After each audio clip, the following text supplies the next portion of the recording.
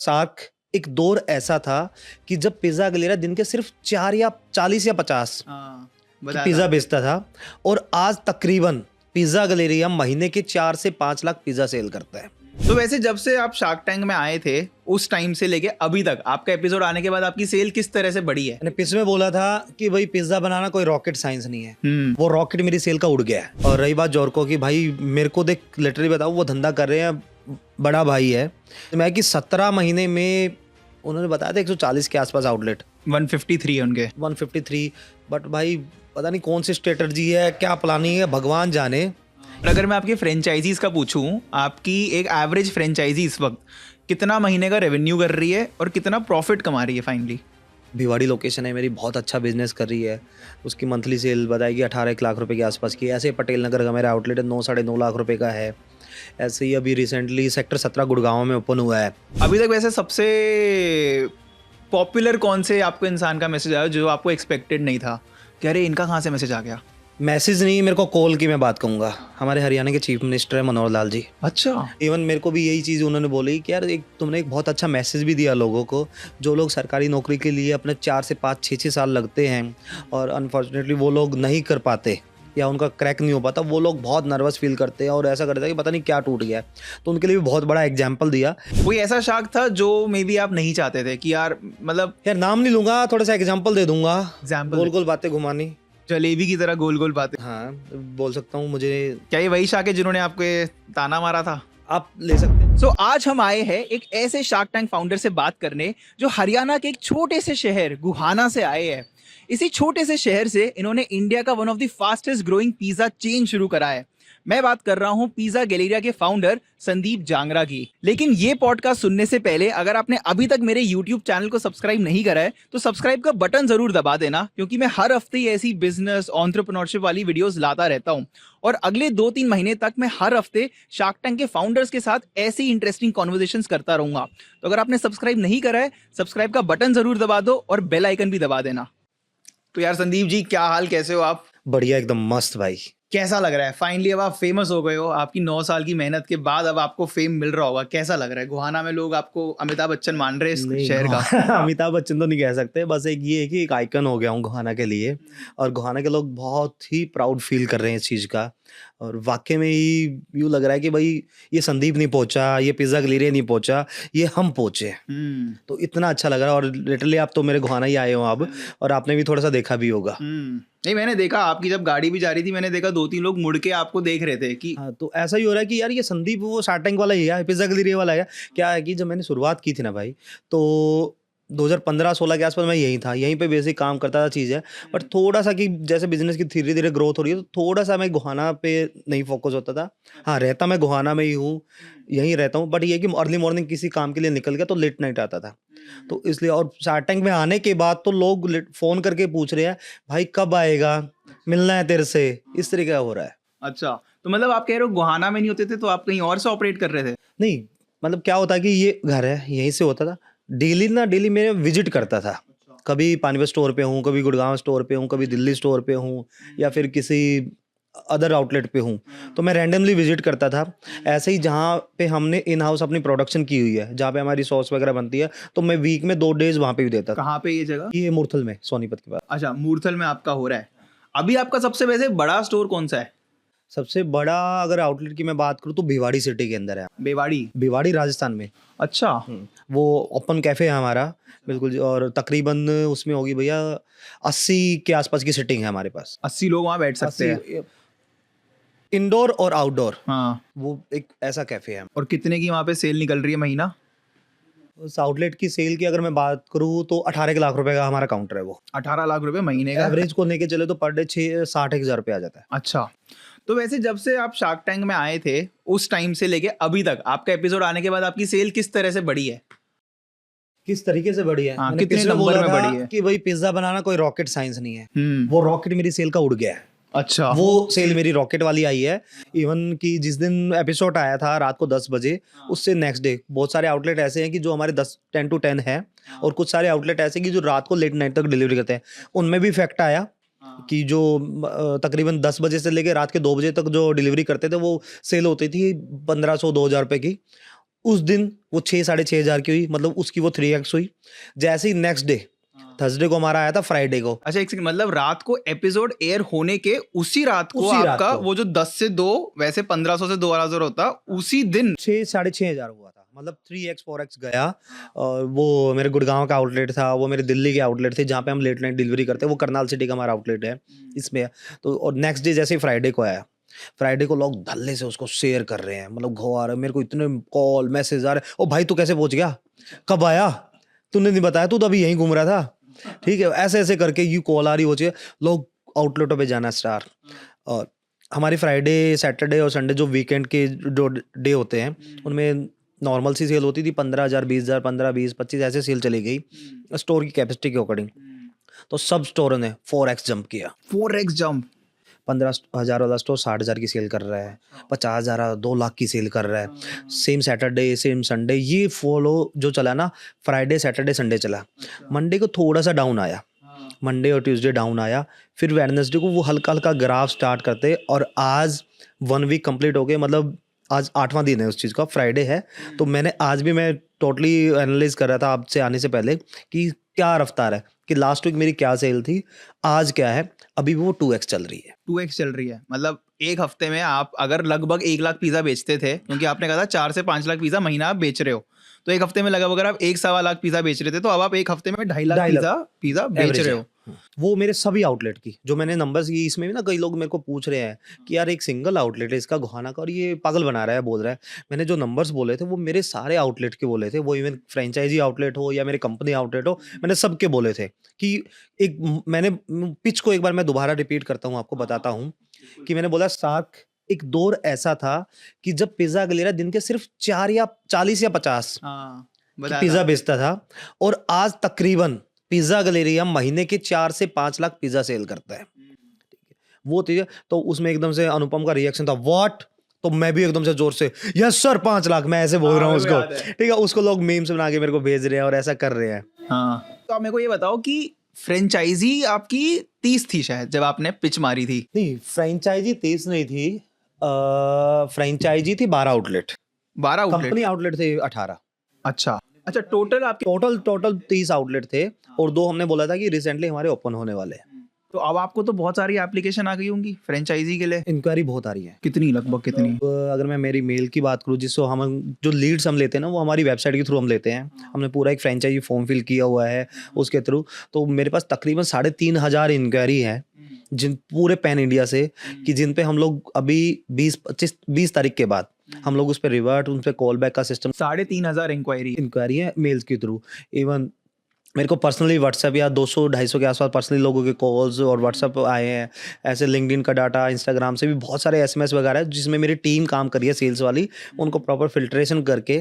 और इस साल का मैं टारगेट लेके चल रहा हूँ 50 आउटलेट का। 50 आउटलेट और खोलोगे आप? और खोलेंगे जितनी हमारे पास कैपेसिटी है उसके हिसाब से, क्योंकि मैंने विजन क्लियर किया कि 2030 तक मैं 500 आउटलेट देखना चाहता हूँ। उतना नहीं तो उसके नियर अबाउट भी जाएंगे हम लोग। ऐसा नहीं है कि हम एक साल में धल्ले से खोल देंगे या कुछ, एक सिस्टम से, एक ट्रैक से हर चीज़ों को करेंगे, ताकि एक क्वालिटी ऑफ फूड को हम दे, जैसे सार्क ने पसंद किया और आपने भी खाया बिल्कुल बिल्कुल। कि कैसा लगा क्या है, तो उसी तरीके से वो हर चीज़ को मेंटेन करते हुए धीरे धीरे अपने ग्राफ को हम बढ़ाएंगे। अभी हमारे पिछले एपिसोड में ज़ोरको से बात हुई थी, तो उन्होंने बताया था कि उनका जब शार्क टैंक एपिसोड आया 7 दिन हुए थे, तब तक उनके 14,000 एप्लीकेशन आई थी फ्रेंचाइजी के लिए। और मेरा ऐसे ही क्वेश्चन है आपसे कि क्या ज़ोरको को आप एक तरीके से कंपटीशन की तरह भी देखते हो, क्योंकि वो भी एक फास्ट फूड आउटलेट है, उनका भी पिज़्ज़ा बर्गर बहुत बिकता है, आपका भी बिकता है, एग्जैक्टली कंपटीशन नहीं है? देखो, कंपटीशन किसी के साथ नहीं होता। कंपटीशन आपको अपने आप से खुद करना चाहिए। कंपटीशन आपका आपकी क्वालिटी से होना चाहिए। कंपटीशन आपका आपके एम्बियंस से होना चाहिए, आपकी सर्विस से होना चाहिए। और रही बात ज़ोरको की, भाई मेरे को देख, लिटरली बताऊँ, वो धंधा कर रहे हैं, बड़ा भाई है, पर मुझे वो नंबर्स नहीं समझ में आया कि 17 महीने में उन्होंने बताया था 140 के आसपास आउटलेट, 153 है उनके। 153। बट भाई पता नहीं कौन सी स्ट्रेटजी है, क्या प्लानिंग है, भगवान जाने कि किस रफ्तार में वो लोग कर रहे हैं। और बहुत अच्छा है फ्यूचर के लिए भी, उनको मेरी तरफ से भी बेस्ट विशेस है कि वो अगर अच्छा करे तो मुझे भी कुछ सीखने का मिलेगा कि कितनी रफ्तार से हम लोग हर चीज़ों को मैनेज कर सकते हैं। उनका अब आईपीओ आने वाला है, आपको पता है? उन्होंने हमारे ही पॉडकास्ट में अनाउंस किया था कि वो एसएमई आईपीओ अपना लाने वाले हैं, 4 से 6 महीने में आ जाएगा। तो फिर मैं पक्का इन्वेस्टमेंट उनके शेयर खरीदूंगा पक्का। आपका कब आ रहा है एसएमई आईपीओ? देख मेरा कोई प्लान नहीं है ऐसा आईपीओ लेके आने का या कुछ भी है, अच्छा। ठीक है, ऐसा नहीं है कि हम लोग एक आईपीओ के लिए तैयारी कर रहे हैं। मैं बिलीव करता हूँ धीरे धीरे रफ्तार पे, कोई फास्ट फॉरवर्ड नहीं, कोई किस तरीके से नहीं। जहाँ से हम लोग आए ना, यहाँ पे जब मैंने किया था स्टार्ट, तो मैंने कभी ऐसा नहीं सोचा था कि इसको मैं कंपनी बनाऊंगा। ऐसा कोई आइडिया नहीं था, कोई मोटिव नहीं था। रोजमर्रा की जिंदगी जीने का विचार था, उस पे जीऊँगा, आराम से चलूँगा। 1 से 2 आउटलेट इसलिए किया कि थोड़े बहुत खर्चे और थोड़ा बहुत ठीक-ठाक चलता रहेगा। पर वहाँ से जब लोग जुड़ते गए, मतलब को-फाउंडर जुड़ा, फिर उसके बाद और लोग जुड़ते गए, तो जब 2 से 4, 4 से 8 ऐसे आउटलेट धीरे-धीरे लो हम लोग करना स्टार्ट कर गए थे। तो रही बात आईपीओ की, आईपीओ का भी अभी कोई भी ऐसा नहीं है कि प्लान नहीं है। बट इन फ्यूचर अगर लगा कि हमने नंबर्स को अचीव कर लिया है और मार्केट सेगमेंट के अकॉर्डिंग इस तरीके से आपको चलना चाहिए, एक एडवाइजरी जो मेरे को शार्क टैंक से भी मिली कि आपको एक को-फाउंडर चाहिए जो फाइनेंस से रिलेटेड या कुछ भी है। Correct. जो मेरा को-फाउंडर आएगा फाइनेंस से रिलेटेड जो भी आएगा, अगर मुझे वो एक ट्रैक पे और चीज़ें बताएगा तो डेफिनेटली हम लोग भी आएंगे फिर। इसी के अराउंड मतलब मेरा एक क्वेश्चन ही था। एक तो आईपीओ करना है तो आपको फाइनेंशियल्स अपने सॉर्ट करने पड़ेंगे, ऊपर से आपको एडवाइजरी भी मिली और शार्क टैंक पिच में भी बहुत ज़्यादा लोग कंफ्यूज थे। अनुपम ने तो गिव अप ही कर दिया था, उन्होंने तो कहा था कि हम तो ये नहीं समझ पाएंगे। उसने साफ कहा था कि भाई तुम्हारे जो जवाब है ना वो गुहाना की जलेबी की तरह गोल गोल है। हाँ और विनीता भी नहीं भी कहा था कि मेरे को समझ नहीं आ रहा कि आप फेक रहे हो या आपको अपने खुद की बिजनेस की अंडरस्टैंडिंग नहीं है। आई डोंट थिंक अंडरस्टैंडिंग की दिक्कत है, वो तो ऑब्वियसली है, इतना बड़ा बिजनेस करना बिना अंडरस्टैंडिंग के नहीं होता। बट क्या आपने उसके बाद से फाइनेंशियल्स पे काम करना शुरू करा? बहुत ज़्यादा काम किया, अच्छा। बहुत चीज़ें सीखी, जो जो हमारी कमियां थी। हाँ नंबर्स हमारे बिल्कुल एक्यूरेट थे, ऐसा नहीं है कि वो नंबर फेंके गए या कुछ भी था, बट उनको प्रेजेंट करना कि किस तरीके से हम बता रहे हैं क्या चीज़। हमें बाद में बताया गया कि कोई भी अगर आपको नंबर बोलना है ना, उसको मंथ के हिसाब से मत बोलो, वो ईयरली काउंट करते हैं। ये तो बहुत वहाँ पे बड़ा- बहुत बड़ा कंफ्यूजन ये रहा कि वो पूछ रहे कितने परसेंटेज तुम्हारा प्रॉफिट है, कितना पैसा बनाया, कितना कमाया। तो वो पूरी फ्रेंचाइजी ने जितना बनाया था वो 15 लाख के आसपास बोला। ठीक है, उनको लगा यार तुम एक तरफ से बोल रहे हो कि 15% है, 10.5 करोड़ की सेल में तुम 1% भी नहीं हुआ। तो तभी मैं पूछ रहा हूँ बीच में कि मैम ये आप ईयर पूछ रहे हैं मंथली? हाँ मुझे वो याद कहती है। है कि भाई ईयरली बताना होता है। तो मैंने कहा 1 महीने के हैं मैम। हाँ ठीक है, वो ऐसा क्योंकि फर्स्ट टाइम मैंने फेस किया था ऐसा, इससे पहले मैंने कोई राउंड नहीं किए, कोई किस तरीके के कुछ भी ऐसा नहीं था। कोई इन्वेस्टर नहीं है आपका? कभी टोटली बूटस्ट्रैप कंपनी है, कोई इन्वेस्टर नहीं है, सिर्फ और सिर्फ एक फ्रेंचाइजी ओनर है, वो भी अपना अकॉर्डिंग अपना इन्वेस्ट करते हैं। कभी ऐसे राउंड में गए नहीं थे कि हमें पता भी हो कि क्या क्वेश्चन लोग करते हैं, ऐसा नहीं था। तो अभी भी ना सबको बहुत कंफ्यूजन है। मैं भी अपनी टीम से डिस्कस कर रहा था, मैं भी था यार अभी भी मेरे को ना कंफ्यूजन बहुत है। अब आप एक ही बारी में कंफ्यूजन सॉल्व कर दो। मैं आपसे एकदम स्पष्ट सवाल पूछूंगा, आप मेरे को स्पष्ट जवाब दो। आपकी कंपनी का इस साल कितना रेवेन्यू होने वाला है और इस साल पिज्जा गैलेरिया कितना प्रॉफिट कमाएगा प्रोजेक्टेड? इसमें भी 2 चीजें, कंपनी का या पूरे पिज्जा के, नहीं पिज्जा गैलेरिया का, आपका। हाँ मतलब जो एक ब्रांड का। ब्रांड का, फ्रेंचाइजीज का प्रॉफिट नहीं, जो आपके पास एंड में प्रॉफिट आएगा। देखो इस साल के मैं श्योरिटी नहीं बोल सकता कि ये प्रॉफिट आया, क्योंकि बहुत सारी चीज़ें हम लोग लेके आ रहे हैं, खर्चा लग रहा है, अब दबा के खर्चा लग रहा है, टीम्स को बढ़ाया है, ये चीज़ है। क्योंकि मैं कोई एक आइडली ये नहीं बता सकता कि भाई महीने का ये अब आएगा, क्योंकि फाइनेंशियल ईयर अभी नेक्स्ट मंथ या 2 मंथ के अंदर खत्म होने वाला है। अभी फैब चला तो नेक्स्ट मंथ में ही। चलो अभी तक का मैं अगर पूछूं, अब तक का कितना कि ये- रेवेन्यू रहा है और कितना प्रॉफिट रेवेन्यू रहा मैंने है? टारगेट किया कि 16.5 करोड़ के आसपास का, जो आपने और बताया उसको हम टच कर रहे हैं। हम्म, ठीक है, तकरीबन अब तक हमारी 14.5 करोड़ के आसपास की सेल हो चुकी है। अच्छा उसको हम टच कर रहे हैं, हो जाएगा और आराम कंपनी से। जो प्रॉफिट कर रही है तो वो 15% के आसपास बनाए। कितना हो गया वो नंबर्स में एग्जैक्ट? नंबर्स में अगर हम आप जाएं तो करीब करीब 2-2.25 करोड़ रुपए के आसपास 2-2.25 करोड़ आपके पास एंड में आएंगे। आएंगे। हाँ, जो आप चाहो तो खर्च कर सकते। वो टोटली 100% ही खर्च करेंगे। अभी हमने ऑफिस स्पेस के लिए, इवन टीम बिल्डअप के लिए जो जो कमियां, अभी आपने पूछा ना कि भाई क्या क्या कमियां थी उनको सुधारा, वो सारी कमियों को सुधारने के लिए हर चीज को प्रोसेस पे किया है। और अगर मैं आपकी फ्रेंचाइजीज का पूछूं, आपकी एक एवरेज फ्रेंचाइजी इस वक्त कितना महीने का रेवेन्यू कर रही है और कितना प्रॉफिट कमा रही है finally? Depend on franchise location. ऐसे ही एक भिवाड़ी लोकेशन है मेरी, बहुत अच्छा बिजनेस कर रही है, उसकी मंथली सेल बताएगी 18 लाख रुपए के आसपास की। ऐसे ही पटेल नगर का मेरा आउटलेट 9-9.5 लाख रुपए का है। ऐसे ही अभी रिसेंटली सेक्टर 17 गुड़गांव में ओपन हुआ है, वो अभी उनका 3rd मंथ है। तो जब से शार्क टैंक आया वो भी 2x 3x ही सेल कर रहे हैं, और लिटरली इतने हैप्पी हैं वो लोग। वो कह रहे थे कि सर हमें तो पहले थोड़ा सा रिस्क लग रहा था कि गलत पैसा तो नहीं लगा दिया। तो मैंने उनको कहा था कि आप अच्छी जगह लगा रहे हो, बट एक राइट टाइम पे मैं आपको बताऊंगा कि क्या होने वाला है। क्योंकि जब मैंने फ्रेंचाइजी डील क्लोज की थी और जब उनका आउटलेट बनाया था उससे पहले हमारी शूटिंग वूटिंग हो गई थी, मैंने बताया नहीं था क्योंकि हम लोग इन्फॉर्म नहीं कर सकते थे, हमें बताना नहीं होता था कि आप लोग कहाँ आ रहे हैं, कैसे क्या है। तो मैंने किसी को भी नहीं बताया, बस मेरे घर परिवार को पता था या फिर फ्रेंड, छोटे मोटे एक फ्रेंड सर्कल को पता था। तो जैसे हुआ कि मैडम बहुत अच्छा होगा, लिटरली आप मेरे पे यकीन करके आप इन्वेस्ट कीजिए, आपको बहुत अच्छा रहा। तो उस दिन के बाद से वो बहुत हैप्पी है और उन्हीं ने मेरे से गुड़गांव के एक सेकंड फ्रेंचाइजी LOI अभी साइन भी की है। अरे कॉन्ग्रेचुलेशन, Thank मतलब जो बंदा आपसे एक बार फ्रेंचाइजी कर चुका है अब वो वापस आपके वापिस पास ले रहा है। रिपीटिंग कस्टमर जैसा रिपीटिंग फ्रेंचाइजी है। क्योंकि शार्क टैंक के बाद बहुत ज़्यादा हाइप मिला हाँ। और अब आप जैसे भाई आ रहे हैं तो टोटली मैं देखो दो एज ए एंटरप्रेन्योर हूँ, हाँ। तो इसमें भी धंधा है भाई। मैं आपको ऑनेस्टली कह रहा हूँ, मैंने रात के 3 बजे बैठ के आपका पिच देखा था, संडे रात को, सैटरडे रात को, और आपको याद होगा अगले दिन मैंने आपको DM डाला था। जब मैंने पिच देखा था ना, मैं बीच में ना पिच में खो गया था। हाँ। नंबर छोड़ो, मेरे को आपकी बातें सुनने में मजा आ रहा है। और हमने तब पॉडकास्ट शुरू कर दिया था, 2 शूट कर लिए थे, और मेरा था कि यार और कोई हो ना हो, मेरे को इनके साथ बात जरूर करनी है। तो मैंने आपको अलग से DM करा था कि यार इनसे बात होने का मौका मिले। मैंने आपको भी मैसेज करा, मैंने आपके ब्रांड को भी मैसेज करा, मैंने आपके दोस्त को भी मैसेज करा कि कहीं से तो रिप्लाई है जी। और 1 ही घंटे में हमारी बात हो हाँ, गई एक थी। ही घंटे, क्योंकि मेरी एक मेन हैबिट है यार, कुछ भी काम है कहीं का भी, मैं हर मेल्स को चेक करता हूँ, मैं हर SMS को चेक करता हूँ, हर लिंक्डइन को चेक करता हूँ। जब भी मेरे को फुर्सत हो जाती है मैं हर किसी को रिप्लाई करता हूँ, या फिर अगर मेरे को कोई कॉल कर रहा है, मेरे अगर डायरेक्ट नंबर पे किसी ने कॉल की, अगर मुझे लग रहा है कि एक छोटी सी बात करनी है तो मैं टाइम देता हूँ, लग रहा है लंबा टाइम है तो उनको एक ही बात बोलता हूँ, भैया प्लीज़ अपनी कंपनी का नाम, अपना नाम डाल के मुझे ड्रॉप कर दो, मैं जैसे ही फ्री होऊंगा मैं कनेक्ट होऊंगा। और मैं आपके साथ भी ऐसे ही फिर ऐसे कनेक्ट हुआ हुए था। थे हम लोग। अभी तक वैसे सबसे पॉपुलर कौन से आपको इंसान का मैसेज आया जो आपको एक्सपेक्टेड नहीं था कि अरे इनका कहाँ से मैसेज आ गया? मैसेज नहीं, मेरे को कॉल की मैं बात कहूँगा। हमारे हरियाणा के चीफ मिनिस्टर है मनोहर लाल जी, अच्छा। ठीक है, उनके OSD हैं भूपेश्वर दयाल जी, उन्होंने मेरे लिए पोस्ट डाला और वो पोस्ट इतना वायरल हुआ और हर किसी ने शेयर किया। क्या पोस्ट था, दिखाया ना, दिखाना, पोस्ट दिखा सकते हो आप? देखो यार, और जैसे ही उन्होंने वो चीज़ डाली ना तो उन्होंने CM साहब से बात कराई, अच्छा, कॉल पे ही सीधा? कॉल पे ही, अरे वाह।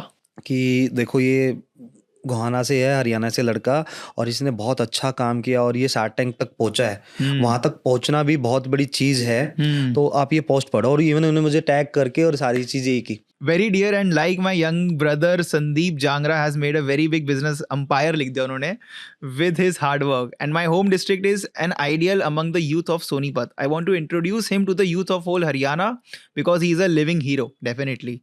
It inspires them that government jobs are not the only option and how you can stand a big business empire with hard work, passion and planning despite coming from a simple background. Salute to brother Sandeep Jangra for his tremendous performance in Shark Tank. काफी अच्छा यार, इन्होंने काफी अच्छे से promote काफी करा अच्छा है प्रमोट किया और काफी अच्छा लिखा, एंड एक और तरीके से इंस्पायर कर रहे हैं बाकी भी लोगों को जो हरियाणा में है, इनफैक्ट पूरे इंडिया में, कि आप पूरे इंडिया के लिए। एंटरप्रेन्योरशिप की ओर भी जाइए। इवन मेरे को भी यही चीज उन्होंने बोली कि यार एक तुमने एक बहुत अच्छा मैसेज भी दिया लोगों को, जो लोग सरकारी नौकरी के लिए अपने 4 से 5 6 साल लगते हैं और अनफॉर्चुनेटली वो लोग नहीं कर पाते या उनका क्रैक नहीं हो पाता, वो लोग बहुत नर्वस फील करते हैं और ऐसा करते हैं कि पता नहीं क्या टूट गया है। तो उनके लिए भी बहुत बड़ा एग्जाम्पल दिया। भाई जर्नी हर स्टेप के बाद एक नई होती है और तुम्हें वो नहीं मिला तो क्या पता कुछ और लिखा हो। तो सेम मेरी लाइफ में ऐसा था, नौकरी कर रहा था, जुगाड़ तुगाड़ करके की, चाहता तो और उसको लंबी भी कर सकता था। तो वैसे ही वो चीज़ें थी और उन्होंने कहा कि ये एक बहुत अच्छा मैसेज है, आप नौकरी लेने की बजाय नौकरी देने वाले बनो। तो ये मुझे बहुत अच्छा भी लगा था। अब अगर मैं थोड़ा शार्क टैंक की ओर जाऊं, तो जब भी कोई इंसान शार्क टैंक पे जाता है उनके दिमाग में एक आइडियल सेट ऑफ शार्क्स होते हैं कि यार मेरे को इन शार्क से इन्वेस्टमेंट चाहिए। तो आपके दिमाग में कौन से थे वो ड्रीम शार्क्स की, काश ये मेरे को इन्वेस्टमेंट दे दे? अमन, अमन यार वो बंदा बड़ा जिंदा दिल है, सीधा स्ट्रेट फॉरवर्ड, सिंपल सा, जो मुझे लगता है मेरे अकॉर्डिंग। और उसकी एडवाइस सिंपल सी और बिल्कुल ये स्ट्रिक होती हैं, और वो बिजनेस से रिलेटेड, और उससे बड़ा अपने ब्रांड को प्रमोट करने वाला कोई नहीं है। और मुझे उसकी सबसे बड़ी एक अच्छी बात लगी थी, उन्होंने कहा था यार आप अपने बिजनेस के खुद के ब्रांड एम्बेसडर हो। तो तभी हमेशा वो अपनी बोट की टी-शर्ट डालता है, करता है। उसको ही देख के शार्क टैंक 2 के बाद मैंने भाई 15 टी-शर्टें गर्मियों में मैं डालता हूँ, सारे पूरी गर्मियाँ अलग अलग कलर की वो डाल के मैं भी घूमता हूँ। ये मैंने बहुत सारे शार्क टैंक फाउंडर्स का देखा है। इनफैक्ट जो हमारे पिछले दोनों गेस्ट आए थे उन्होंने भी अपने ब्रांड की और इवन टी-शर्ट, हम जब पिच के लिए भी गए थे तो मैंने साफ बोल दिया था कि मैं अपने ब्रांड की टी-शर्ट डाल के जाऊंगा, जो मेरी टीम डालती है। मतलब संदीप नहीं आ रहा, ईशान नहीं आ रहा, वो पूरी पिज्जा ग्लियर की टीम आ रही है, तो वो अपने आप को रिप्रेजेंट कर रहे हैं। तो इसलिए मैं अपनी ड्रेस के लिए डाल के गया था। कोई ऐसा शार्क था जो मे बी आप नहीं चाहते थे कि यार मतलब यार नाम नहीं लूंगा, थोड़ा सा एग्जांपल दे दूंगा। एग्जाम्पल गोल गोल बातें घुमानी और जलेबी की तरह गोल गोल बातें। हाँ बोल सकता हूँ। मुझे क्या ये वही शार्क है जिन्होंने आपको ये ताना मारा था?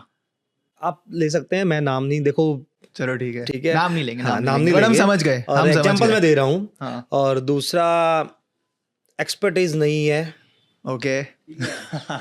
और ये ऐसा भी हुआ था, अब तक मैं यही नोट कर रहा था कि एपिसोड 9 आ गया है और अब तक किसी ने बोला हमारी पिच थी ऐसी जिसमें ये वर्ड निकल के आया था कि मेरी एक्सपर्टीज नहीं मेरी है। एक्सपर्टीज नहीं है। मतलब अच्छा। सीजन 3 के अंदर एपिसोड नंबर 9 और पिज्जा गलेरिया के एपिसोड में। सो ये चीज, और बहुत यार उन्होंने ना लिटरली बिल्कुल जो बातें कही ना वो दिल की कही थी, बिल्कुल साफ। उन्होंने कहा कि मैं प्योर वेजिटेरियन हूँ, मुझे बहुत अच्छा लगा, तुम दिल के बहुत साफ हो और एज ए एंटरप्रेन्योर तुम बहुत अच्छा कर सकते हो, बट मेरी इसमें एक्सपर्टीज नहीं है। ये चीज़ रहा।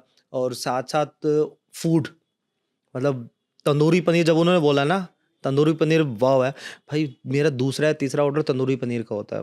अच्छा। हाँ, और वो तंदूरी पनीर मेरे को इस एपिसोड के बाद से इसके आपके बाद तंदूरी पनीर की सेल ज्यादा मतलब बढ़ गई। वो मेरा ये कहते हैं ना कि वो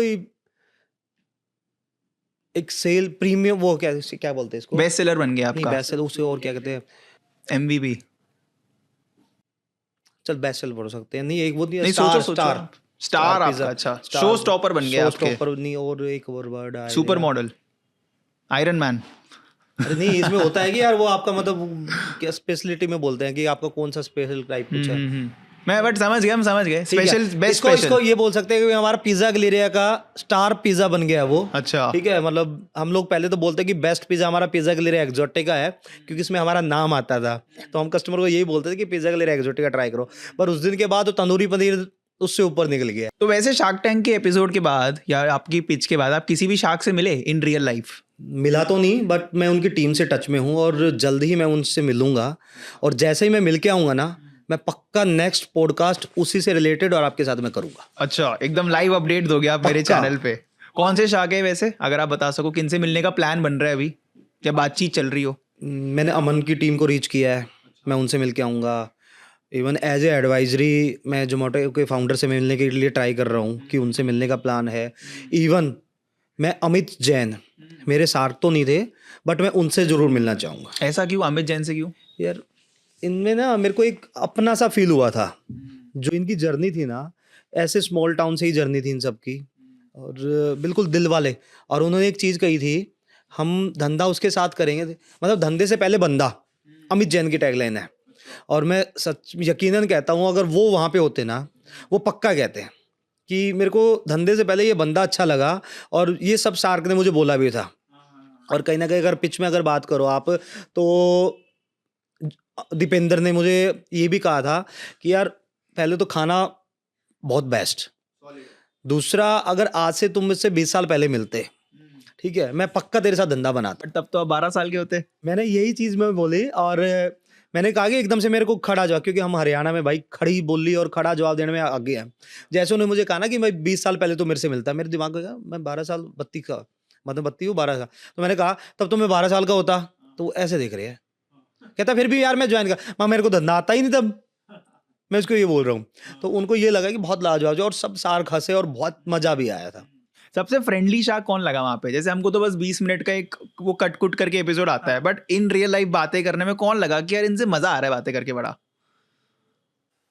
नमिता अच्छा लग रहा था, और अमन से भी बहुत अच्छा लग रहा था। एज ए एडवाइस जिस तरीके वो दे रहे थे और जो बता रहे थे, बहुत अच्छा। यूँ लग रहा था कि भाई हाँ, थोड़ी देर थोड़ा सा तो मेरे को स्टार्टिंग में हेजिटेशन हुआ था, क्योंकि फर्स्ट टाइम मैं पिच कर रहा था और मेरे को ऐसा नहीं था। बट धीरे धीरे जब वो टाइम बढ़ता गया ना, तो ऐसा एक फ्रेंडली सा हो गए थे, बहुत हंसी मजाक और ये सब कुछ।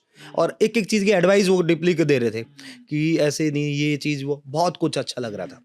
तो वैसे आप जब शार्क टैंक पे गए थे, एक तो आपने वैल्यूएशन बहुत फाड़ के दी थी कि 50 करोड़ की वैल्यूएशन, ऊपर से जब शार्क्स आउट हुए आपने इतना किसी को रोक टोक भी नहीं करी, कन्विंस नहीं करा, एटलीस्ट जो हमको देखने में आया 20 मिनट के एपिसोड में। तो क्या आप शार्क टैंक सही में इन्वेस्टमेंट के तौर पे ही लेने गए थे, या फिर आपका एक मेजर गोल था कि मैं यहाँ से मार्केटिंग पब्लिसिटी उठा लूँ और मेरी ब्रांडिंग अच्छी बने ऑल ओवर इंडिया? देखो यार, वो चीज़ ना मेरे को कुछ भी क्लियर नहीं थी कि कैसे होता है, क्या चीज़ करनी होती है। मेरा टैंक तक पहुंचने का सफ़र फर्स्ट टाइम था, बट शार्क टैंक के लिए मैं 3 बार ट्राई कर चुका था। और शार्क टैंक 1 में जब एपिसोड आए थे तो बीच में ये लोग एप्लीकेशन मांगते थे कुछ, तो फैब के आसपास मैंने अप्लाई किया था, तो वहाँ से कोई रिवर्ट नहीं आया था। सेकंड का मैं वेट कर रहा था ये कब स्टार्ट होएगा, तो सेकंड के लिए मैंने अप्लाई किया, अच्छे से मेरे राउंड हुए सारे के सारे। और इवन मैं स्टूडियो राउंड से पहले एक ऑडिशन राउंड होता है इनका, वो मुंबई में यशराज में मेरा हुआ था। हम लोग करके आए वो दिसंबर में, जो जब सीजन 2 आया था तो दिसंबर में हम लोग उसको करके आए थे। तो मैं वेट कर रहा था कि आएगा आएगा, तो किसी वजह से रह गया था। बहुत सारी चीज़ें ऐसी थी कि जो हमारी नहीं थी, बट 3 के लिए हमने उन चीज़ों को रेडी किया और वहाँ पे मेन टैंक तक हम लोग पहुँचे थे। और उसके बाद मैंने बताया कि मैं कोई फंडिंग राउंड के लिए कभी नहीं गया था या किसी से कुछ बताया हो, तो मुझे लगा कि भाई ठीक है, इसी तरीके से एग्जिट होते होंगे, नहीं बोलना पड़ेगा। बट मैंने प्रियासा का देखा, सिनेमन किचन का, वो आराम से वो कोई भी एग्जिट होना चाहता तो तभी रोक लेती थी। तो मुझे लगा यार ये तो मैं भी कर सकता था। मगर रुको भाई, रुको जरा, सबर करो। तो मैं बोल सकता था कि भाई रुको, आराम से मैं बताता हूँ, मेरे को ये कंफ्यूजन, अगर मैं ये बोलता ना, हो सकता है कि वो शार्क मेरी सी बात सुनते समझते। पर मैंने भी देखो, पता होता ना, मैं डेफिनेटली रोकता किसी न किसी को, मैं बताता कि ये कंफ्यूजन है और ये ऐसे ऐसे चीजें चले। बट आपको क्या लगता है गलती कहाँ हुई? क्योंकि देखिए गलती तो हुई, क्योंकि मेरे को एज अ व्यूअर भी नहीं समझ आया, काफी बार मैं ही कंफ्यूज था। मेरा भी जेन्युइन डाउट था कि यार 10 करोड़ पे सिर्फ 15 लाख कैसे हो सकता है प्रॉफिट, मतलब इतनी सारे वो, तो कहीं तो गलतियां हुई। कहाँ गलतियां हुई? गलतियां जब वो क्वेश्चनिंग राउंड चली थी ना, फाइनेंस पे जब हम आए, सेल्स बता दी, सेल्स के बाद वो चीज़ है, तो हमारे साथ सबसे बड़ा कंफ्यूजन क्या था कि मंथली पूछ लो या ईयरली। उन्होंने, दीपेंद्र ने भी साहब बोला यार तुम जो बताना है वो ईयरली बताना है, और ऐसा कोई हमें इन्वेस्टर या फाउंडर नहीं चाहिए या कोई धंधा ऐसा नहीं जिसको हमें बेसिक सिखानी पड़े। तो उनको लगा कि बेसिक, और हमारे यहाँ पे क्या होता है भाई, मैं सीधी लैंग्वेज में बात करूँ, कोई चीज़ अगर 100 रुपये की हमारे पास आई है, उसके ऊपर खर्चा वर्चा लगा के 110 की पड़ गई है, कुछ भी है अगर बनाया, और 120 की बिक रही है ना, तो 10 रुपये का प्रॉफिट है। हमें सीधा वो तो पता था कि इतने पैसे में इतना आता है, ये चीज़ है। यूँ नहीं पता था कि इसको इस तरीके से एक्सप्लेन करते हैं, इसमें से ये चीज़ें खर्चा घटता है, बचे। और एक चीज़ और मैं आपसे पूछता हूँ, ये बताओ मुझे, जैसे मैं टैंक से निकला, सबसे पहले मुझे जब फ़ोन मिला ना, मैंने एक चीज़ सर्च की सबसे पहले, तो गैस करो क्या होगी? एसओपी क्या होता है? नेट मार्जिन और ग्रॉस मार्जिन। पहले चीज क्या सर की, नेट प्रॉफिट और ग्रॉस प्रॉफिट क्या होता है? हाँ। ये मैंने सर्च किया आते ही। जैसे मैं कहा यार ये तो सिंपल सा है, क्या होता है बताओ, क्या होता है हमको बताओ, मेरे को नहीं पता। मेरा प्रोडक्ट बनता है 100 रुपए का, उसपे मेरी जो फूड कॉस्ट कटी ना, उसको कट करके बाद में मेरा ग्रॉस प्रॉफिट आ गया। अच्छा। उस ग्रॉस प्रॉफिट से मेरा डेप्रिसिएशन, मेरा रेंट, सैलरी, वैल्यू, ये सब कुछ गया। एंड ऑफ द डे जो मेरे पास बच गया 10 से 12-15% जो बचा, वो मेरा नेट प्रॉफिट है। अच्छा, तो अगर मैं मान लो 100 रुपए का पिज्जा बेच रहा हूँ, वो पिज्जा बनाने में मेरा 50 कॉस्ट ऑफ गुड्स जैसे कहते हैं, 50 रुपए का अगर मेरा पिज्जा बन रहा है, तो मेरा ग्रॉस प्रॉफिट हो गया 50 रुपए। अब मैं स्टाफ, किराया, डेप्रीसिएशन, इंटरेस्ट वगैरह सब मिला के अगर 20-25 रुपए दे रहा हूँ, तो मेरा जो 25 रुपए बचा वो हो गया मेरा नेट प्रॉफिट। ये चीज मैं मगर यार ये तो सिंपल सी चीज थी, कंफ्यूज कैसे हो गया? तो वो चीजें, और वो चीज जब फिर की घूमती गई थी ना, और जैसे ही अमन ने बोला है मैं आउट, तो वहीं से मेरा ऐसे हो गया। तो फिर ऐसे ही भाई कोई जो बोल रहा है, फिर मैं आराम से ठीक है सर, फिर ऐसा करता रहा। फिर आपका दिल टूट गया? क्योंकि उनके लिए मैं गया था, और उनके लिए था कि वो एक एटलीस्ट कुछ भी करते ऑफर, ठीक है, वो एक्सेप्ट अच्छा सा ऑफर करते तो लेते हम लोग सारी चीज़ें। बट जैसे उन्हें कहा कि सबसे पहले वही एग्जिट हुए थे, उसके बाद नमिता एग्जिट हुई, फिर विनीता, फिर दिप्पी, और फिर लास्ट में अनुपम का तो लेकिन इंटरेस्ट लग रहा था, वो एंड तक बने रहे, और आपसे एसओपी पूछा भी उन्होंने, बट उनको जवाब के बाद फूड अच्छा लग रहा था, उनको मार्केट में लग रहा था कि ये कुछ दम है, कर सकते हैं। बट वो जब नंबर्स की और वो लास्ट एंड तक भी उन्होंने पूछा, और वो भी मेरे से एक बड़ा क्वेश्चन का आंसर बहुत गलत दिया गया। जब उन्होंने पूछा चलो ठीक है भाई, जो कि तुम ये बता दो कि तुम्हारी 3 एसओपी क्या है जो फ्रेंचाइजी क्यों ले। डिस्टेंस था, शार्क दूर बैठे, हम लोग बीच है, तो मेरे कितना होता है वैसे, लगभग कितनी दूरी होती है? होगा 20 फीट का आराम से, मतलब अगर इस हॉल में अगर बैठे हो तो इस कोने में बैठा हूँ, उधर आप बैठे हैं। अच्छा, मतलब जितना हमारा डिस्टेंस है इसका 3 गुना ही। 3 गुना। देखने में तो बहुत बड़ा लगता है, देखने में तो लगता है। वो एंगल्स क्या होता है कि आप जैसे शार्क ये बैठे सामने, सारे कैमरा इस एंगल में होते हैं। आपको पर्टिकुलर एक चीज दी हुई है कि यहाँ पे खड़ा होना, ये स्पेस है ऐसे ऐसे, तो वो कैमरे कवर कर रहे हैं, बैक वाले कैमरा अलग से कम कर रहे हैं। और ज़िंदगी में पहली बार वो 50-60 कैमरे हमने पहली बार देखे, तो यूँ लाइटें आ रही हैं भाई, हाँ, ये क्या हो रहा है? तो थोड़ा डिस्ट्रैक्टिंग नहीं होता? बहुत ज़्यादा। आप तो बीच में 2 बार रुक भी गए थे। वो दिखाया नहीं उन्होंने एक चीज़, और बीच में क्या हुआ था कि बिल्कुल अटक भी गया हूँ मैं, बार-बार पानी पीने जा रहा हूँ, ठीक है, ऐसा भी हुआ था। आप बीच में पानी पीने गए थे? पानी पीने गया था अच्छा। 2 बार, पिच के बीच में? पिच के बीच में, अच्छा। ऐसा भी हुआ था। तो अजीब नहीं हो गया बड़ा? यार बंदे को जब पीना और रुक रहा है यार, कुछ तो चाहिए। बट मैंने एक चीज नोटिस करी थी, आप जो प्रिपेयर करके आए थे ना, वो आपका अच्छा था, बट आपने जब नेचुरल बोलना शुरू करा, वो तो बिल्कुल ही छत फाड़ के बेस्ट था, ऑनेस्टली स्पीकिंग। वही चीज लोगों को पसंद आई थी, और मैंने तो फिर आखिर में क्या सोचा था भाई, जो चीज सच्चाई और बिल्कुल नेचुरल है उस पे आ जा, वही चीज थी। क्योंकि मैं जब स्टार्ट कर रहा था कि सार्क, मेरा नाम संदीप जांगड़ा है और मैं 32 साल का हूँ, हम आए हरियाणा के एक छोटे से गोहाना से। तो वहाँ पे फिर ईशान पूछ रहा है, सार्क क्या आपको पता गोहाना कहाँ है? तो 1-2 सार्क ने मना किया, और दीपेंद्र ने कहा जलेबी जहाँ से आती है, तो मैंने कहा यस सर। तो मेरे उसके बाद मेरी लाइन स्टार्ट होनी थी, तो फिर मैं एकदम से फिर भूल गया। और वैसे लंबी आपका इतना अगर बीच में रोक टोक था, कितनी लंबी चली आपकी पिच? करीब 3.5 घंटे के आसपास की हमारी पिच चलेगी। 3.5 घंटा चली आपकी पिच? 3.5 घंटे। वैसे तो मैंने सुना 1-1.5 घंटा चलती है। 1-1.5 घंटा चलती है, बट हमारी पिच के अंदर मजा भी आ रहा था, चीज़ें सीखने को भी मिल रही थी। और एक छोटा सा, पता नहीं अनुपम से बोला गया था एकदम से कट क्या वर्ड, तो एकदम से आधा 1 घंटे के लिए सब कुछ स्टॉप हो गया था। और उस टाइम पे वो फ़ायदा भी हुआ हमारा। फ़ायदा ही मीन्स क्या हुआ, ईशान को बहुत सारे पसीने आ रखे थे। हाँ। वो एकदम से मेकअप वाले आ रहे भाई, वो फील कर रहे थे हम हीरो वाला। हाँ, कि अच्छा। ये चीज़ आ गया भाई, ठीक है, एकदम से मेकअप वेकअप कर रहे हैं, टचअप दिया और फिर स्टार्ट। अच्छा, चलो भाई फिर स्टार्ट। तो ये चला था सबसे पूरा लंबा चला है हमारा। कट क्या हुआ था, मतलब गलती से कट पता बोल नहीं दिया क्या था? कोई वर्ड था या कुछ किस तरीके से, तो वो एकदम से बोला, तो वो एकदम से सारी चीजें स्टॉप हो गई थी। अच्छा अच्छा अच्छा। वो जैसे ही स्टॉप हुआ तो फिर एकदम से कहते हैं ना, एकदम से भाग के आते हैं, मेकअप वाले आएंगे, ये आएंगे, पानी के लिए आएंगे, तो वो एकदम से ऐसे आए फिर। तो शार्क्स को आपने बहुत सारा पिज्जा खिलाया था, हमको आपने अभी तक पिज्जा नहीं खिलाया। बिल्कुल, मैं आपको लेके चलूंगा यार, गोहाना अपने स्टोर पे ही अभी चलेंगे, चले आपके जहाँ स्टोर से पे? पिज्जा ग्लेयर की शुरुआत हुई थी। बिल्कुल चलते हैं यार, चलो फिर वहीं पे चलते हैं। आगे मेरे बहुत सवाल है अभी पिज्जा के अराउंड और बिजनेस के अराउंड, काम करते हैं, स्टोर पे चलते हैं, पिज्जा खा के आते हैं। बाहुबली पिज्जा खिलाओगे आप? 100% चलो भाई, पक्का। फिर डन है, चलते हैं भाई, फिर वहीं चलते हैं।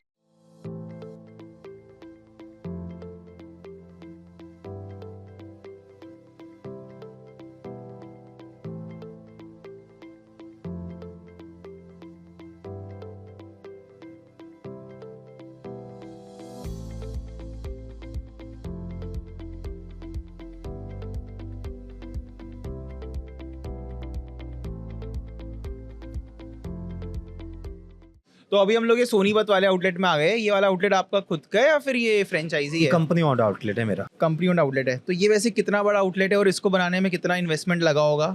ये आउटलेट 1800 स्क्वायर फीट के आसपास का है, अच्छा। और इसको बनाने में जो कॉस्ट उस टाइम पे लगा था वो था 34 के आसपास का, बट आज इसकी वैल्यूएशन, इसको हमने अपग्रेड भी किया, ठीक है, वो 54 के आसपास की है। अच्छा, तो 54 लाख का है, 34 लाख आपने इन्वेस्ट करा। इसमें क्या है कि हमने जो मशीनरी थी ना, हाँ, हमने मिडिल बाय मार्शल के ओवन यूज किए हुए इधर, ओके कोल्ड रूम यूज किया हुआ है, ओके। जो बहुत हैवी एक्सपेंसिव प्राइस पे आते हैं वो लिया हुआ है। इवन यहाँ पे आप देखो तो आपने सेंट्रलाइज एसी है, ठीक है, 11-11 टन के 2 एसी हैं, तो एक बहुत बड़े एक एनवायरनमेंट है, उसके लिए हमने ये सेट किया हुआ है। अच्छा, और यहाँ पे लगभग दिन के कितने आपके पिज्जास बिक रहे होंगे और कितने की महीने की सेल है लगभग?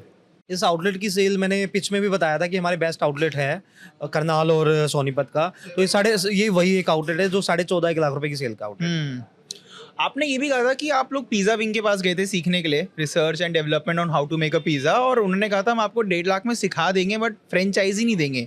उन्होंने फ्रेंचाइजी देने से मना क्यों करा? उनका तो फायदा ही होगा ना इसमें। उनका ना एक ही पॉइंट क्लियर था स्टार्टिंग फेज से कि उनको फ्रेंचाइजी मॉडल पे नहीं आना, और उनका अगर करने हैं तो कंपनी ओन खोलने हैं, तो इसी वजह से उन्होंने मेरे को मना भी किया था, बट एक हेल्प की थी कि किस तरीके से तुम काम कर सकते हो, क्या तुम करना चाहते हो, उन्होंने सारा वो हमें बताया, और एक नॉर्मल सी हमसे फीस ली थी जिसके अंडर उन्होंने मेरे को ट्रेनिंग कराई थी पूरी। अच्छा, और अभी कहाँ है पिज्जा विंग्स? अभी भी एक आउटलेट है या फिर वो एक चेन है? भाई वो एक बहुत अच्छी ब्रांड बन चुकी है, और रिसेंटली उन्होंने जो उनका विजन था, मिशन था, उसके दौरान वो बहुत सारे नंबर्स में आउटलेट ओपन भी कर रहे हैं। हाँ हाँ हाँ हाँ। और उनसे देखो, हर किसी ब्रांड से आपको सीखने को मिलता है, तो मेरी शुरुआत जब वहाँ से हुई तो मैंने उनसे ही सीखा है और सीखता जा भी रहे हम लोग। तो मैं देख रहा हूँ यार, आप लोग के आउटलेट्स अच्छे चल रहे हैं, जैसा दीपेंद्र को आपने बताया 4.9 रेटिंग है, एवरेज ही 4.2 रेटिंग है, which is very very good. तो आपके पिज़्ज़ा में ऐसा डिफरेंट क्या है, आप ऐसा अलग क्या बना रहे हो जो आपका इतना अच्छा चल रहा है और ग्रो भी कर रहा है? अभी ना मैं आपको पिज़्ज़ा खिलाऊंगा, आप उसको खा के और फिर मुझे बताना अच्छा, कैसा है। बाहुबली पिज़्ज़ा खिलाओगे आप? बिल्कुल भाई, तो मंगवा देते स्पेशली हैं मैंने फिर तुम्हारे बाहुबली। लिए बनवाया है और अभी बाहुबली आने वाला भी है। ठीक है, आधा लेकिन आपको खाना है। आधा नहीं, मैं इसमें एक चीज भी बताता हूँ, हम लोग ना कंपटीशन कराते हैं। अच्छा, अगर कोई बंदा 15 मिनट में पूरा बाहुबली पिज्जा को खाता है, 11,000 रुपये हम लोग कैश प्राइज देते हैं। इवन उसको लाइफ टाइम बाहुबली पिज्जा पे 50% का डिस्काउंट भी देते हैं। Life time? Life time. कितने का है बाहुबली पिज़्ज़ा है? अराउंड 801 रुपये का है। अच्छा, और आपको 15 मिनट में फिनिश करना और है। कितना होता है इस बाहुबली पिज़्ज़ा का वजन? अभी आएगा तो आप देखना यार। अच्छा, खुद ही आज- बताना। आज तक कोई जीता है बाहुबली पिज़्ज़ा कंपटीशन? अब तक तो नहीं कोई ऐसा कोई जीता है या किसी ने 15 मिनट में पूरा फिनिश किया हो, क्योंकि वो बहुत ही हैवी और बहुत ही अच्छा कह सकते हो। और 15 मिनट के लिए तो विदाउट कोल्ड ड्रिंक, ये भी उसमें होता है कि आपको सिर्फ और सिर्फ पिज्जा खाना है, उसके साथ पीने की कोई भी चीज़ नहीं। ये वैसे मैंने बहुत देखा है, लोग जब फूड वाला कंपटीशन कराते हैं ना, वो सॉफ्ट ड्रिंक नहीं पीने देते हैं, ऐसा क्यों? यार सॉफ्ट ड्रिंक ना आपको एक प्रॉपर डाइजेस्ट कर देती है हर चीज़ को, और आपको हर बाइट के साथ आप सॉफ्ट ड्रिंक पीते रहेंगे तो उसमें डाइजेशन होती है, और कई बार वो हार्मफुल भी होती है। तो इस वजह से अवॉइड कराते हैं कि एकदम से बंदा क्या होता है, उस स्पीड के चक्कर में पिज़्ज़ा अगर उसको खा रहा है, उस स्पीड के चक्कर में वो फटाफट सॉफ्ट ड्रिंक एकदम से पिएगा। सॉफ्ट ड्रिंक बिल्कुल एक आराम से और धीरे धीरे पीने की चीज़ है। प्यार से पीने की चीज़ हाँ, है। प्यार तो से मंगवा पीने। देते हैं फिर बाहुबली बिल्कुल। पिज़्ज़ा। आ जाओ भाई, तो इसको ओपन करते हैं। ले भाई अब कि कितना लंबा है ये 2 फुट लंबा तो पिज़्ज़ा है। ये 24 इंच का बोल सकते हैं, मतलब 2 फुट के आसपास आप बोल सकते हो। 24 इंचेस 2 फीट ओनली। हाँ। तो एक नहीं 22, सॉरी यार, ये 22 इंच का पिज्जा है ऑलमोस्ट 2 फुट और का है। ऑलमोस्ट 2 फीट बोल सकते हैं आप। तो मैं निकालो तो- इसकी मैं तो- स्लाइस और खाइए। तो मेरे को देख के डर लग रहा है। और कितनी देर में खाने पे 11,000 मिलता है? 15 मिनट 15 मिनट खाने पे। करें, चैलेंज स्टार्ट करें। चल नहीं, चैलेंज तो मुश्किल है मेरा जीतना, मैं ट्राई जरूर करूंगा। ओके।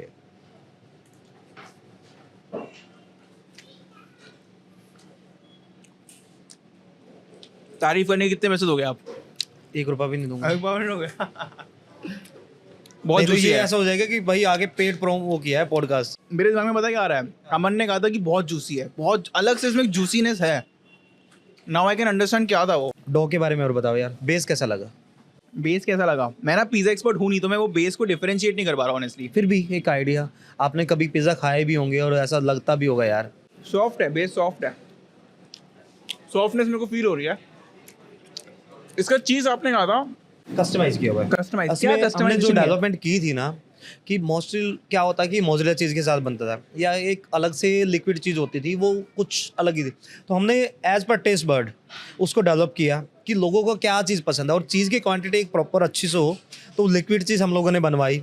जो हमारा डो होता है वो फ्रेश डो होता है, ये हम क्लेम भी करते हैं कि फ्रेश डो फ्रेश इंग्रेडिएंट। और आप ये बाइट के अंदर आप बता भी सकते हैं कि आपको कैसा लगा ये। बहुत फ्रेशनेस है, यार मतलब मेरा भी मन कर रहा है खाने का, पर मैं खा नहीं सकता। क्यों? आप क्यों नहीं खा रहे? आप 11,000 रुपए क्योंकि जीत पूरी सकते हो। स्लाइस फिनिश करनी पड़ेगी यार मुझे। आप फिर मैं- 11,000 रुपए जीत सकते हो, बट कोल्ड ड्रिंक नहीं मिलेगी आपको। मतलब मेरा चैलेंज मुझे ही दोगे यार। पर मेरे खाने मेरा का question है मेरा यार। मन कर रहा है, मैं भी खाना स्टार्ट करूंगा खाओ यार। खाओ खाओ।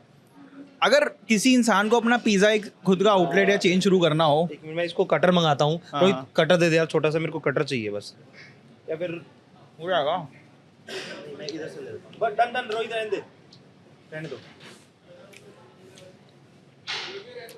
अब बताओ कैसा फील हुआ? टेस्टी है, बहुत फिलिंग है, बहुत जूसी है, फुल ऑफ वेजिटेबल है।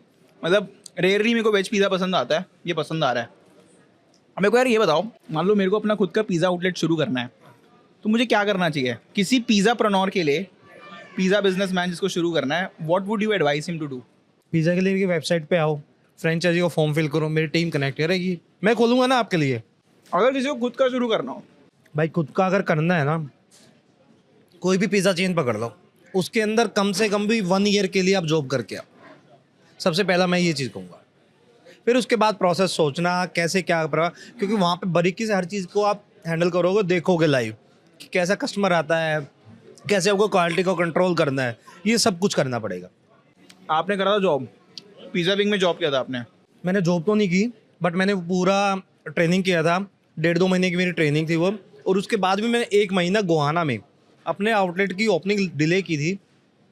28 नवंबर को मैं बर्थडे पे उसकी ओपनिंग करना चाहता था, बट किसी वजह से मुझे लग रहा था कि सेटिस्फेक्शन नहीं हो पा रहा मुझे, तो मैंने 25 दिसंबर उसको 1 महीना डिले किया था और हर प्रोडक्ट को खुद डेवलप करके अच्छे से बना के अपने फ्रेंड सर्कल को इनवाइट करता था, उनको खिलाता था, बट पब्लिक के लिए नहीं था, कुछ कुछ लोगों को लिए बुलाया और उनसे फीडबैक लेके और उसको इम्प्रूव करता था। तो ये एक ट्रेनिंग पार्ट था। इवन 2-2.5 साल कंटिन्यू नॉन स्टॉप मैंने हर स्टेशन पे काम किया है, वो डिलीवरी मैन से लेके या एज ए बिलिंग सेक्शन या फिर मेक लाइन का प्रोसेस, वो सब मैं करता था। और इवन आज भी कोई भी फेस्टिवल आता है या किसी आउटलेट में अगर मुझे विजिट की हुई है मैंने और मुझे लगता है कि हैवी रश है या वो टीम की नीड है, तो मैं खुद लग जाता हूँ। अच्छा, तो आपको अपने पूरे बिजनेस का निटी ग्रिटीज पता है, कहाँ पे क्या करना है, कैसे करना है।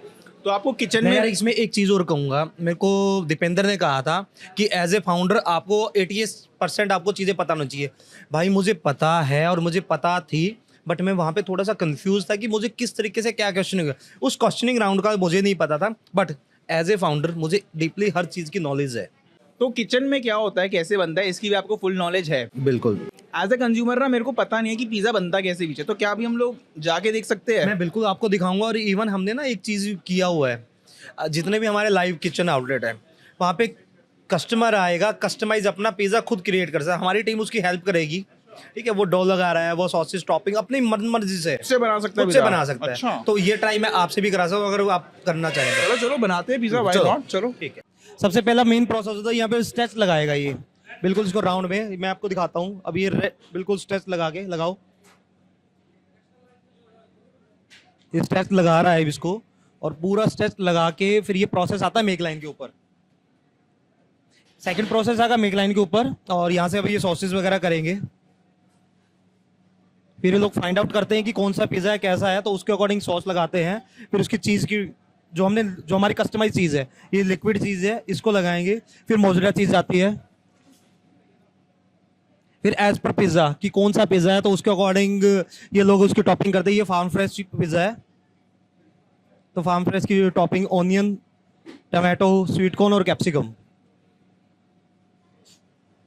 यार बिल्कुल गर्म होता है और टेम्परेचर 270, मतलब अगर मैं 2 मिनट भी अपनी उंगलियां या गलती से लगाऊंगा ना तो मतलब टिंग।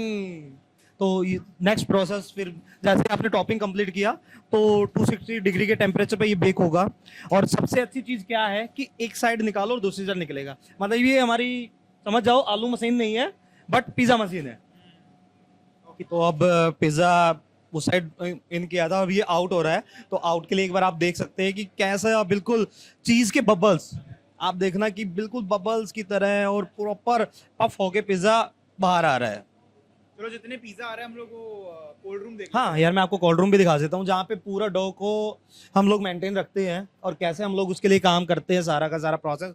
ये हमारा कोल्ड रूम होता है, ये 4 डिग्री टेम्परेचर, वो गर्मी हो या सर्दी हो, इसमें हम लोग अपने डो को रखते हैं, इवन अपनी वेजिटेबल वगैरह हर चीज़ को फ्रेश। मैं आपको थोड़ा सा इसके बाहर से झलक दिखाता हूँ, ठीक है, किस तरीके से हम लोगों ने अपनी डो वगैरह ये चीज़ें डो ट्रे में और वेजिटेबल वगैरह और 4 डिग्री के टेम्परेचर में वो लोग रखी हुई है। क्या 4.5 मिनट लगते, वो पिज़्ज़ा नहीं आ रहा जो लोड किया था, तो दूसरे आ रहे हैं ना इससे पहले जो थे। ये मिडिल बाय मार्शल कंपनी की मशीन है, तकरीबन इसकी कॉस्ट जो है वो 9 लाख प्लस GST के है। बट अपने इंडियन बहुत जुगाड़ करते हैं, तो अपने इंडियंस ने भी जुगाड़ ढूंढ लिया है। और सेम तो नहीं कह सकता बट सिमिलर, अगर ये 21 है तो 20 नहीं तो 19.5 इंडियन अपन लोगों ने बना ली है। तो बहुत सारे ऐसे भी वेंडर है जो इंडियन ओवन बेचते हैं। ये लार्ज साइज का पिज़्ज़ा है तो 8 स्लाइस में ये कट होगा, और अगर डाइनिंग का ऑर्डर है तो डाइनिंग बैट पे, अगर डिलीवरी का ऑर्डर है तो बॉक्स के अंदर पैकेजिंग होकर जाएगा। थोड़ा सा हम इस पे लोग जो ऑलिव ऑयल्स और इसकी थोड़ी सी फिलिंग कर दे ताकि इसकी ग्रेस में और इसमें कलर प्रॉपर कस्टमर को दिखे और लगे कस्टमर को कि एक अच्छा पिज़्ज़ा हम लोग खा रहे हैं। इसकी अब ये 8 स्लाइस कट करेगा, कट के बाद ये कस्टमर को सर्व हो जाएगा। फिर तो भाई संदीप जी, गोहाना का पिज़्ज़ा गैलेरिया क्यों फेमस है, ये मेरे पेट में जो बाहुबली है उससे मेरे को पता चल गया, लेकिन गोहाना की जलेबी में ऐसा क्या है जो इतनी फेमस है? ये जलेबी, अब अपन पिज़्ज़ा खा लिया, हाँ, चरचरा खा लिया, अब मैं मीठा खिलाने वाला हूँ आपको। कुछ अब डेजर्ट है, ये सरप्राइज है आपके लिए। मंगवा दो भाई फिर जलेबी। पक्का अभी मंगवाता हूँ। और एक चीज़ और बताता हूँ, मैं जलेबी जब अपन लेने गए थे तुम पूछ रहे थे भाई ये किसी कोई थाना वाना है क्या है? हाँ, मैं पहले बता दूं, हम लोग जिस दुकान पे गए वहाँ पे पहले मेरे को लगा पुलिस स्टेशन है, वहाँ पे रुक गए। मेरे को शायद अब अंदर ही कर रहे हैं कि इसने ज्यादा सवाल पूछ लिए मेरे से, अनशन इसको पकड़ो आप। तो वहाँ पे बैरिकेडिंग लगी थी, अंदर पुलिस का चेक पॉइंट था और बाहर 3 पुलिस वाले थे। बाद में देखा तो जलेबी की दुकान है, तो ये क्या सिस्टम है यहाँ पे? वो हमारे गोहाना की फेमस दुकान है भाई, हाँ जिससे गोहाना जाना जाता है जलेबी की दुकान का। और एक इंसिडेंट हुआ था गोहाना में हमारे, उनकी दुकान के बाहर तकरीबन 35 से 40 गोली के फायर राउंड हुए थे ऐसे ही। 35 से 40 गोलियां? गोलियों के राउंड में ठा ठा, मतलब मतलब ऐसा जश्न में हो हुआ रहा था कि टेररिज्म भी बोल सकते हैं, मतलब एक कहते हैं ना कि थोड़ा सा अलग तरीके के, मतलब अटैक हुआ था, ये कुछ जश्न ऐसा, वाली हाँ। गोलियां नहीं थी ये। हाँ, तो वो हुआ था, तो उस वजह से उनको पूरा प्रोटेक्ट किया हुआ है। अच्छा, तो ये हुआ कब था, ये गोलियां कब चली? 10-12 दिन पहले, आपके एपिसोड के बाद या पहले? एपिसोड के आसपास ही, जब ऑन एयर हमारा एपिसोड हुआ ना, तो उससे 2-4 दिन पहले ही। 2-4 दिन पहले ही हुई थी। अच्छा, आई होप आप लोग तो सब सेफ ही हो। यार पूरा गोहाना ही सेफ है, बट एक वो इंसिडेंट होना था, ठीक है, इसलिए वहां पे पूरी पुलिस हाँ, लगी है। पुलिस लगी है और पुलिस की कार्रवाई भी की है। और चाय के साथ साथ जलेबियां भी आ गई पीछे से। आप बिल्कुल भाई, चाय उधर से आ रही है और जलेबी मैं खिलाता हूँ हाँ, आपको। जलेबी आ गई। ये तो बहुत ही बड़ी जलेबी है, जलेबा बोलो इसको आप। नहीं, ये जलेबी ही बोलेंगे भाई हम अच्छा, इसको।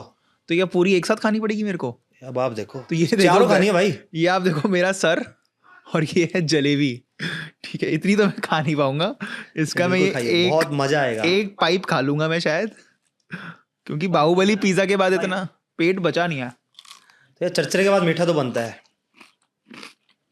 डेजर्ट है ये आपका, काफी अच्छी है, बहुत अच्छा, बहुत मजा जूसी। जितना जूसी आपका चीज था उससे, लेकिन सॉरी बट ज्यादा जूसी है। थैंक यू यार, मतलब गोहाना की दोनों चीज फेमस होंगी। गोहाना में जलेबी जब तो ऑलरेडी फेमस है, और पिज्जा गलेरिया को हम लगे हुए हैं फेमस करने के लिए। तो जब गोहाना में सब कुछ इतना बढ़िया है, हाँ। जलेबी है, पिज्जा गैलेरिया आ गया है आपके को, तो गोहाना से आपको जाना क्यों था एट द फर्स्ट प्लेस? आपने जब कहा था मुझे गोहाना से निकाल दो। यार गोहाना से मूव, मतलब इन द मीन्स की बिजनेस से रिलेटेड पैन इंडिया एक्सपेंशन करना है, लोगों को रीच करने में बहुत आसानी हो। ऑफिस सेट करना है, ऑफिस के लिए एक अच्छी जगह चाहिए, लोगों तक रीच करना है तो वहाँ के लिए इजी ट्रैवलिंग हो। अगर मैं किसी को बोलता हूँ, कोई मेरे को अगर बेंगलोर से कोई आ रहा है, हैदराबाद से आ रहा है, मुंबई से आ रहा है, वो फ्लाइट से लेके अगर आ रहा है तो दिल्ली आएगा, ट्रेन से आ रहा है तब भी दिल्ली आ रहा है। करेक्ट। तो मैं चाह रहा हूँ कि ट्रैवलिंग लोगों की थोड़ी सी कम हो, हम लोग नियर अबाउट दिल्ली या गुड़गांव के अंदर एक ऑफिस सेटल करें, वहाँ से हर चीज़ों को एक ऑपरेट हो, इजी टू रीच हो लोगों के लिए। और इवन हर प्रोफाइल के लिए बंदा मुझे अगर हायर करना है, गोहाना की बजाय मेरे को मेट्रो सिटी में मिलेगा, बट हाँ जुड़ाव रहेगा, सारी चीज़ें यही है, घर परिवार सब लोग हैं, क्योंकि जॉइंट फैमिली हम लोग रह रहे हैं, तो सब कुछ। But as a business prospective के लिए हम लोगों को थोड़ा सा वहाँ की तरफ जाना पड़ेगा। इसके अलावा what is next for pizza Galleria, और अब आप क्या करना चाह रहे हो? नेक्स्ट स्टेप पिज्जा गैलेरिया के हम लोग व्हीट बेस लॉन्च करने वाले हैं हम। अच्छा, अभी कभी सुना है आपने व्हीट बेस? हाँ, सुना है ना।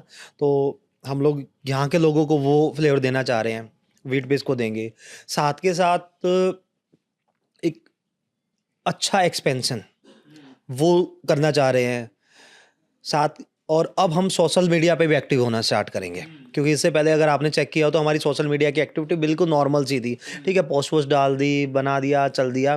बट हमें लग रहा है कि सोशल मीडिया भी एक बहुत अच्छा जरिया है लोगों तक पहुंचने का, कस्टमर को रीच करने का। अब वो समझ में आ रही है, और वो भी हम लोग अब करेंगे पिज्जा गैलेरिया के लिए। बिल्कुल यार। एंड मैं चाहूंगा कि आपका बिजनेस बहुत ग्रो करे। आप 2030 तक 100 आउटलेट्स चाह रहे हो, मैं चाहूंगा आपके 1000 आउटलेट्स हो।